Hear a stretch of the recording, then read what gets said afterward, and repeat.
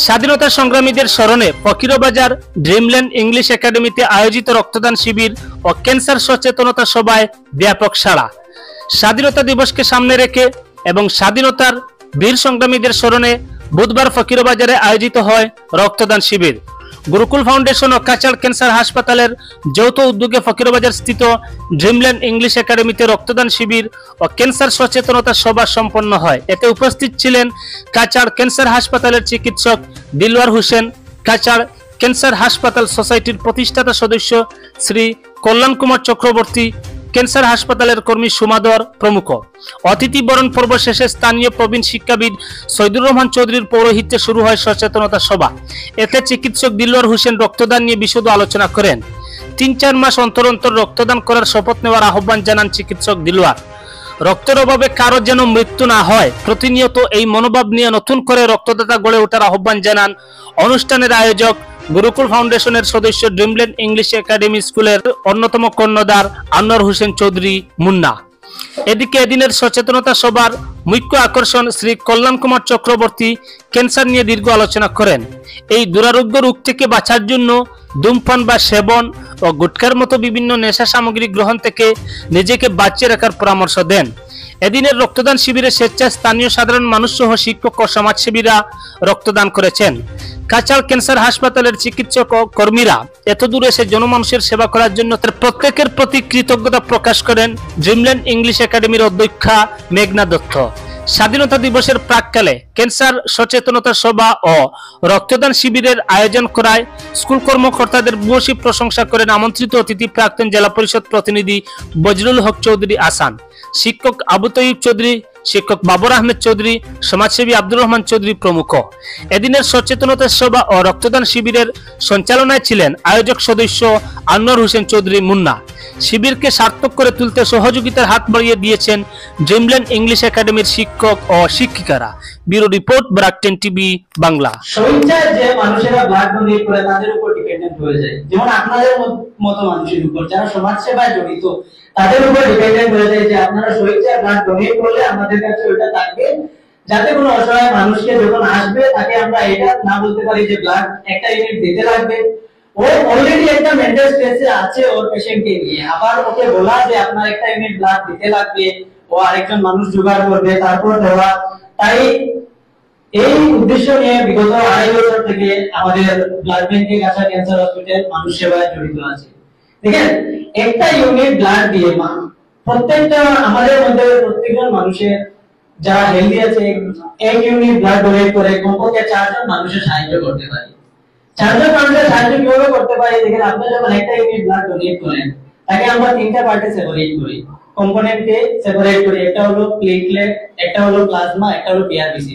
বিভিন্ন রোগে বিভিন্ন ধরনের কম্পোনেন্ট লাগে। আর 4 নম্বর যাকে আপনি সাহায্য করছেন সেটা হলো আপনি নিজেকে সাহায্য করছেন। কেন কি রক্তদানের তার নিজস্ব কিছু উপকার আছে, তার নিজস্ব কিছু আপনার বেনিফিটস আছে যা সায়েন্টিফিক্যালি প্রুভেন। তার বেনিফিটের মধ্যে হলো যে আপনি এই ব্লাডে যে কোলেস্টেরলের মাত্রা আছে, ব্লাড ডোনেশন করলে কোলেস্টেরলের মাত্রাটা কমে আসে, হার্টের রোগের রিস্কটা কমে আসে, অনেক বিভিন্ন ধরনের ব্লাড ক্যান্সার থেকে মুক্ত পাওয়া যায়। ব্লাডে যদি আয়রনের অভাব থাকে তাও কমে আসে। দেখেন, সবথেকে এর চেয়ে বড় কথা হলো মানব সমাজে সামাজিক দায়িত্ব পালন করে যে মনে তৃপ্তি ও সন্তুষ্টতা বোধ মনে হয়, তার থেকে বড় কিছু আনন্দ আমার মনে হয় আর নেই। দ্বিতীয়ত, আমাদের ব্লাড ব্যাংক আমাদের বলেছেন আমাদের ডাক্তার দিলওয়ার হোসেন, আমাদের ব্লাড ব্যাংক যখন আমরা প্রথম শুরু করি তখন আমরা কোথায় গিয়েছিলাম যে আমরা ব্লাড ব্যাংকে কোনো অ্যাক্টিভিটি নেব না, কারণ আপনি হয়তো রাত্রে 12টার সময় আপনার কোনো প্রিয়জন অপারেশন টেবিলে বা কারো হয়তো অ্যাক্সিডেন্ট হয়েছে, সেই মুহূর্তে আপনি গেলেন ব্লাড আনতে কাছাড় ক্যান্সার হাসপাতালের ব্লাড ব্যাংকে। তখন যদি আপনাকে আমরা বলি যে আপনি আমাকে ব্লাড দেন, আমি আপনাকে ব্লাড দেবো, সেটা কিউরিটি ছাড়া আর কিছু নয়। তাই আমরা জনসাধারণকে কথা দিয়েছিলাম যে আমরা ব্লাড দেব, আমাদের ব্লাড স্টকে যতক্ষণ থাকবো আমরা বিনা এক্সচেঞ্জে ব্লাড দেবো, এবং সেটা আমরা এখনো চালিয়ে যাচ্ছি। মুন্নার মধ্যে অনেকেই আছেন যারা আমাদেরকে সহযোগিতা করেন, এবং আজ আপনারাও করছেন। আমি আশা করব ভবিষ্যতে আপনারা এভাবে সহযোগিতা করবেন, ক্যান্সার হাসপাতাল আরো এগিয়ে যান, সেই আশীর্বাদ আপনারা সবাই করবেন। সবাইকে আমার আন্তরিক ধন্যবাদ। সব শেষে শুধু একটা কথা বলবো আপনাদেরকে, আমরা অনেকেই পান বিড়ি সিগারেট খাই। আমি নিজেও খুব সিগারেট খেতাম এক সময়, নিজেকে খুব মনে হতো যেন আমি সিগারেট খাচ্ছি, মানে খুব বাহাদুরি মনে হতো।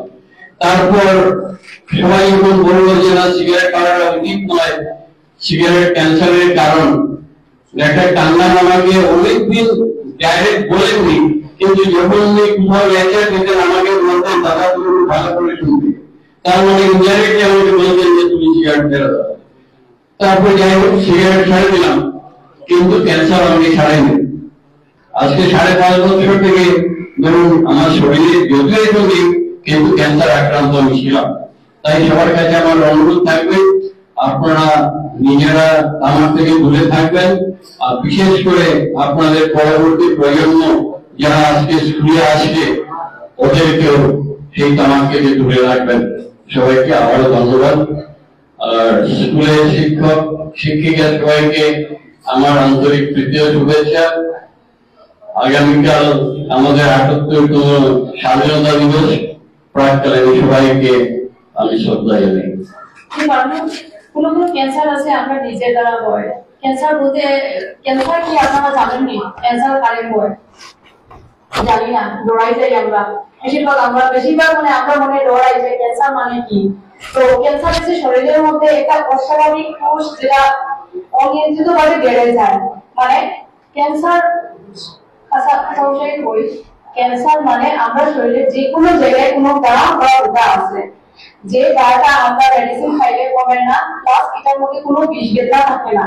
তো কোনো বার আছে বিষ বেদনা নাই, তো আমরা মনে অত ডাউট লাগে না, বিষ বেদনা করলেই আমরা ডাক্তারের কাছে যাই।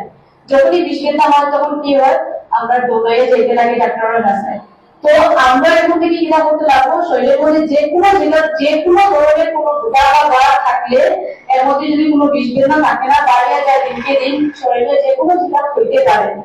যদি আমার পিঠের মধ্যে দাগ থাকে, এটা করে দেখা যেতে পারে যে আমার কোমরের মধ্যে হইতে পারে, হাতের মধ্যে হইতে পারে, পায়ের মধ্যে হইতে পারে। তো যে কোনো জায়গাতে এই জিনিসটা ছড়াই দিতে পারে। তো এরকম যদি কোনো জিনিস আমরা দেখি আর ডাইরেক্টলি আমরা চুপচাপ করে না হইয়া যে কোনো ডাক্তারের সঙ্গে গিয়া মানে আমরা মতামত লইতাম, বড় না হইয়া।